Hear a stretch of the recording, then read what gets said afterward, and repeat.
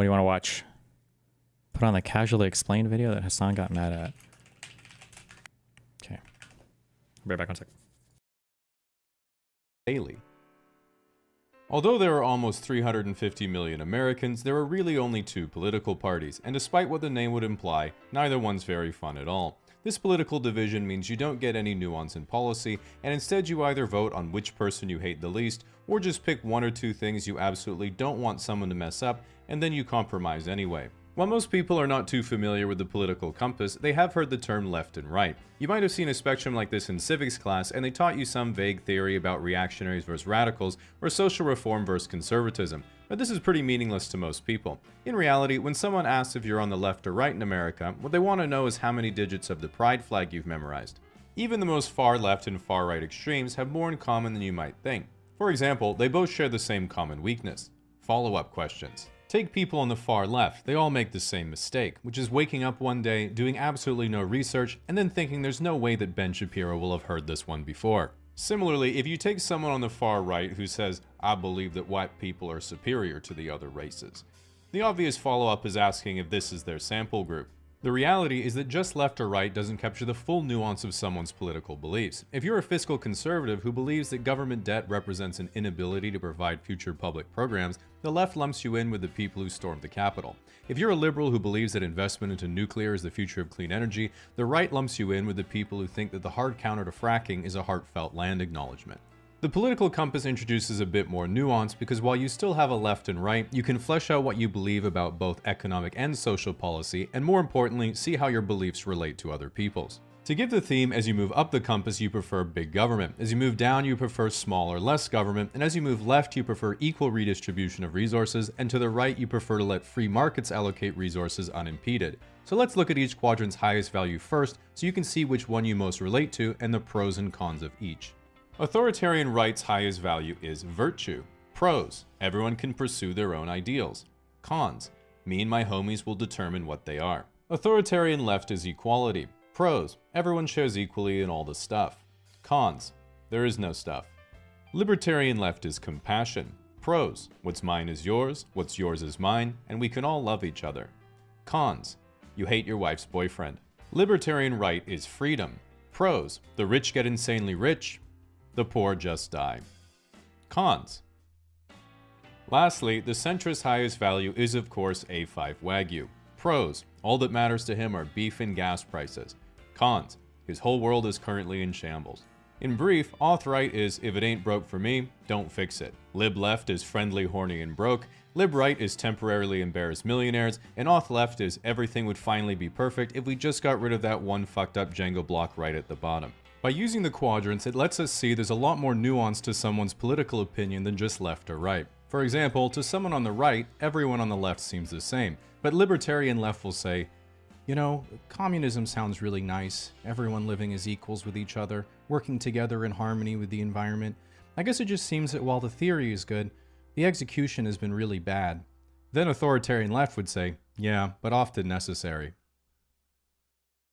Similarly, to people on the left, the right seems all the same, but auth-right will say, you know, I get that people are different and can choose to live how they want to. It's just the values of my culture are dying and all this chaos is taking over. If people just embraced how things were before, they see it just works better than this. And lib-right would say, you're so right, baby. Just unlock this video and it'll help cheer you up.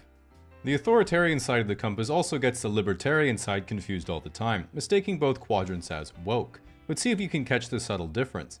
Lib-left says, I treat people nicely because they're human just like me with their own personality and preferences. Makes me sad that some people hate other people just because they don't act or look the way they think they should. Whereas lib-right just says, yep, customer's always right. The libertarian side also confuses the authoritarian side. Both want to have top-down control of how things are run and how people behave, but auth-right is much more straightforward.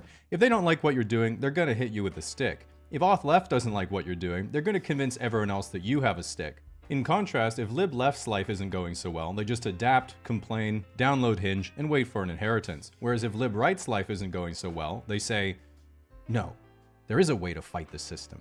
Which is of course the nasal strip, buying an online marketing course, and becoming a men's motivational speaker. Because an individual's beliefs radically shape how they relate to other people, another way of understanding the compass is through how each views their ideal romantic relationship compared to how their relationships actually play out in reality. Auth-Right's ideal relationship is the classic nuclear family. Nice house just outside of town, stay-at-home wife, good job, couple of kids, and a dog.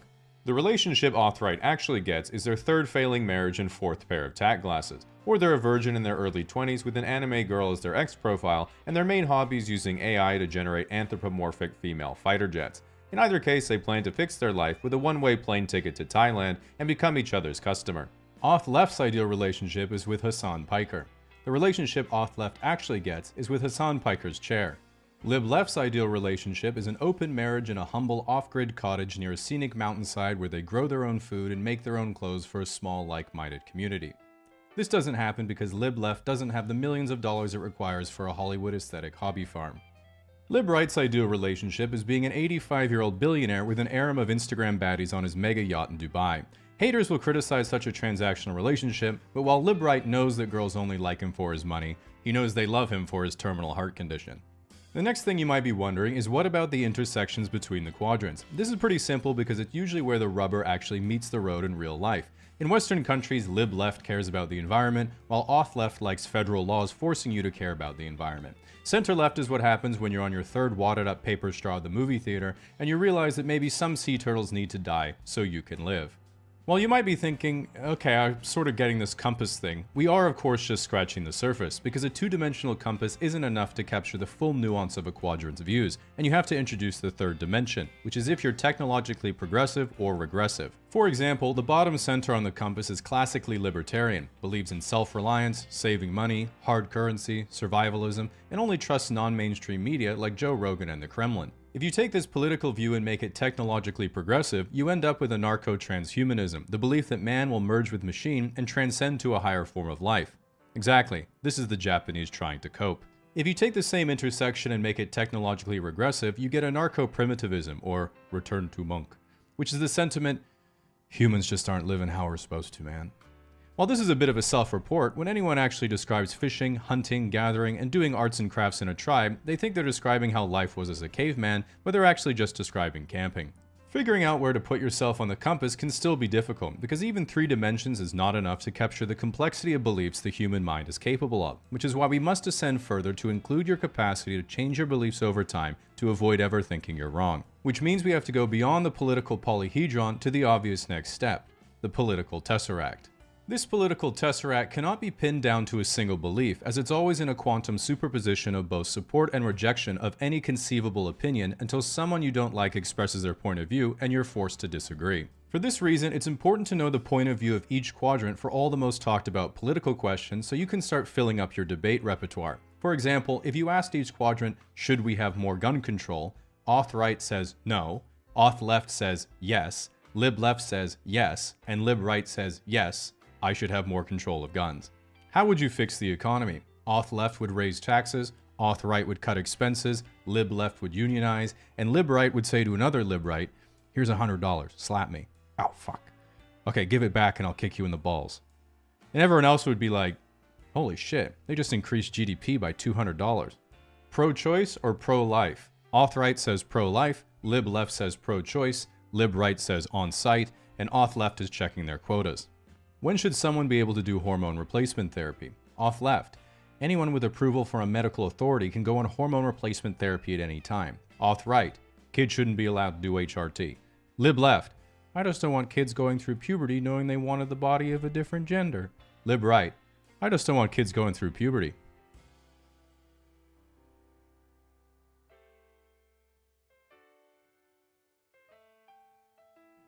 What do you think about free speech? Lib-Right says no one should be punished for voicing their opinion. Lib-Left's community note points out how other people treat you for your opinion is part of their freedom of speech. Auth-Right revokes your blue checkmark for violating their terms of service, and Auth-Left has taken down your post for spreading harmful misinformation. The centrist then walks into the room and says, You better take your medication, Elon. You're arguing with yourself again. You might look at the political compass and think, man, it's crazy that people believe in so many stupid ideologies when there's really only one that's actually correct. which is why before you wage war in the comment section, you need to know the ultimate trap card of each quadrant to make sure you don't fall into an unwinnable argument and instead probe their weakness to appear more correct. Lib left's trap card is the moral high ground. Their weakness is, how's your relationship with your parents? Auth left's trap card is pretending to be lib left. Their weakness is trigger words, like America is a decent country, or Mazel Tov. Lib right's trap card is the success of free market capitalism. Their weakness is how much tax have you paid in capital gains. Auth right's trap card is their collection of cherry-picked crime statistics. Their weakness is undermining their credibility with questions like dinosaurs. Were they real or just the shape of nuggets? This scares Auth right because they know what you're going to ask the shape of next. Alright, you should be well prepared to go into battle. If this video offended you, just remember there's nothing you can do about it because YouTube removed dislikes ages ago. If you try to leave a negative comment, you will face the full wrath of my terms and conditions, only positive feedback will get a cute heart, and most importantly, this video is brought to you by Saley. As an American, you might be thinking, with what's going on in my country, I really want to move to Canada. But being unable to read Celsius or the metric system, communication would of course be impossible, and there'd be no way for you to get a local SIM card for your phone. What can you do about it? Well, with Saley, you can download an eSIM onto your phone, giving you data coverage in over 180 different countries, meaning you can significantly reduce or entirely eliminate roaming fees, and you can get a global or regional plan if you plan on visiting multiple countries. This is especially helpful because not only can you avoid getting scammed or having to talk to people in general, you don't run the risk of losing your original SIM card from back home. My last one is currently in Peru. My friend Jimmy is going on a work trip next week, and the only reason I didn't recommend Saley to him is because he's going to Spain, so he's going to get his phone stolen anyway. If you'd like to give Saley a try, you can scan the QR code on your phone, download the Saley app, and use the code CASUALLY at checkout for a 15% discount.